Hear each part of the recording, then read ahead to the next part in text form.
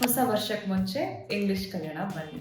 So ನೀವು day 10ನಲ್ಲಿ prepositions in, on, ಆಟ್ನ ನಾವು time ಜೊತೆಲಿ ಹೇಗೆ ಯೂಸ್ ಮಾಡೋದು ಅನ್ನೋದನ್ನ ನೋಡಿದ್ವಿ. ಅದೇ ಪ್ರಿಪೋಸಿಷನ್ಸ್ನ ನಾವು ಪ್ಲೇಸಸ್ ಜೊತೆಲಿ ಹೇಗೆ ಯೂಸ್ ಮಾಡ್ತೀವಿ ಅನ್ನೋದನ್ನ ಈ ವಿಡಿಯೋ ಮುಖಾಂತರ ತಿಳ್ಕೊಳ್ಳೋಣ. ಮೊದಲನೇದಾಗಿ ಇನ್. ಈ ಇನ್ ಅನ್ನೋ ವರ್ಡ್ನ ನಾವು ಯಾವುದೋ ಒಂದು ಏರಿಯಾ ಒಳಗಡೆ ಇದೆ ಇಲ್ಲ ಯಾವುದೋ ಒಂದರೊಳಗಡೆ ಇದೆ ಅಂತ ಹೇಳಬೇಕಾದ್ರೆ ನಾವು ಇನ್ನ ಯೂಸ್ ಮಾಡ್ತೀವಿ. For example, the dog is in the home ಅಂದರೆ ಮನೆಯಲ್ಲಿ ಇದೆ ಅಂತ ಆಗತ್ತೆ.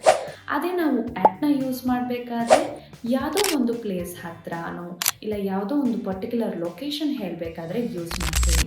For example, she is at the bus stand ಅಂದರೆ ಬಸ್ ಸ್ಟ್ಯಾಂಡ್ ಹತ್ರ ಇದ್ದಾಳೆ ಅಂತ ಆಗುತ್ತೆ. ಅದೇ ನಾವು ಆನ್ನ ಎಲ್ಲಿ ಯೂಸ್ ಮಾಡ್ತೀವಿ ಅಂದರೆ ಆನ್ನ ಯಾವುದೋ ಒಂದು ಸರ್ಫೇಸ್ ಮೇಲೆ ಇದೆ ಅಂತ ಹೇಳಬೇಕಾದ್ರೆ ನಾವು ಆನ್ನ ಯೂಸ್ ಮಾಡ್ತೀವಿ. For example, the dog is on the table ಅಂದರೆ ಡಾಗ್ ಒಂದು ಟೇಬಲ್ ಮೇಲಿದೆ ಅಂತ ಆಗತ್ತೆ. ಹೋಪ್ ನಿಮಗೆ ಈ ಪ್ರಿಪೋಸಿಷನ್ಸ್ನ ಹೇಗೆ ಇಲ್ಲಿ ಯೂಸ್ ಮಾಡೋದಂತ ಅರ್ಥ ಆಗಿದೆ ಅಂತ. ಈ ರೀತಿ ಸಿಂಪಲ್ ಆಗಿ ಇಂಗ್ಲೀಷ್ ಕಲಿಬೇಕಾ?